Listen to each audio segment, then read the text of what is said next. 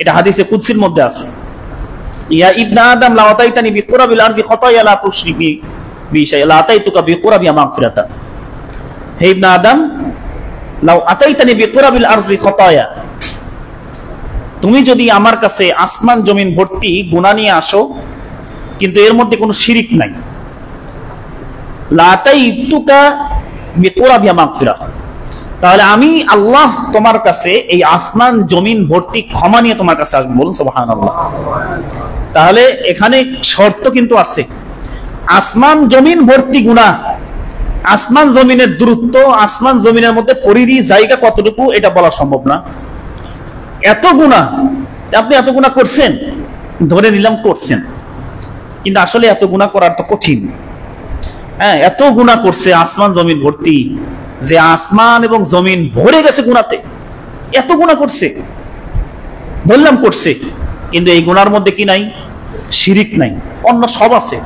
তো অন্য সব আমরা যদি বলি, অন্য বড় বড় গুনাহ কি আছে? চুরি আছে, ডাকাতি আছে, হত্যা আছে, সুদ আছে, ঘুষ আছে, জিনা আছে, তারপরে আরো যত উল্লেখ করার মতো জানা আমরা জানি সবই আছে, কিন্তু এর মধ্যে একটা গুনাহ নাই, তার নাম হলো কি? শিরিক। তাহলে আল্লাহ এই ব্যক্তি তার সারা জীবন শুধু গুনাই করে নাই, তাই না? সারা জীবন কি গুনাই করছে? কোনো না কোনো সময়, কোনো না কোনো একটা টাইমে হয়তো কিছু একটা সামান্য ভালো কাজও তো করছে। মুসলমানের ঘরে জন্ম নিয়ে আল্লাহর নাম তো মাঝে মাঝে স্মরণ করছে, কোন একটা ভালো কাজ হয়তো করছে, কোন একটা সময় দানও হয়তো করছে, অনেক খারাপ কাজের মধ্যে দুই একটা, জীবনে দুই একটা ভালো কাজ করছে। আল্লাহ রহমান রহিম, দয়ালু মেহেরবান, তার দয়ার তো কোনো শেষ নাই। এখন তিনি তার সব গুনাহ আসমান জমিন ভরে গেল, তার মধ্যে শিরিক নাই। এখন এই যে শিরিক নাই, এই কারণেও তো আল্লাহ খুশি হয়ে যেতে পারে যে বান্দা গুনার শেষ একটা গুনাহ বাদ রাখে নাই, কিন্তু অন্তত আমার সাথে রিলেটিভ, আমি আল্লাহর সাথে আর কাউকে শরীক করে নাই, এই গুনাহটা অন্তত বান্দা আমার করে নাই।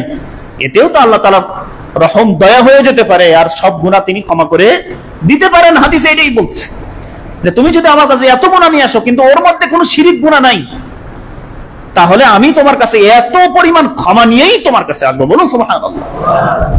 তাহলে শিরিক কি পরিমাণ খারাপ চিন্তা করেন। গুনাহ বেশি নাই, আসমান জমিন ভর্তি দরকার নাই, বাংলাদেশ ভর্তি গুনাহ। হ্যাঁ, বাংলাদেশ ভর্তি গুনাহ ধরেন কথার কথা, বা আরো একটা ছোট্ট একটা পরিধি ধরেন, এই পরিধি অনুযায়ী গুনাহ, কিন্তু সবই শিরিক, আর গুনাহ নাই। চুরি করে নাই, জিনা করে নাই, সুদ খায় নাই, ঘুষ খায় নাই, কাউরে মারে নাই, হত্যা করে নাই, সব গুনাহ নাই। শুধু একটা গুনাহ আছে, তার নাম কি? শিরিক গুনাহ। আল্লাহ তার দিকে তাকাবেনই না, আল্লাহ তাকে ক্ষমাই করবেন না।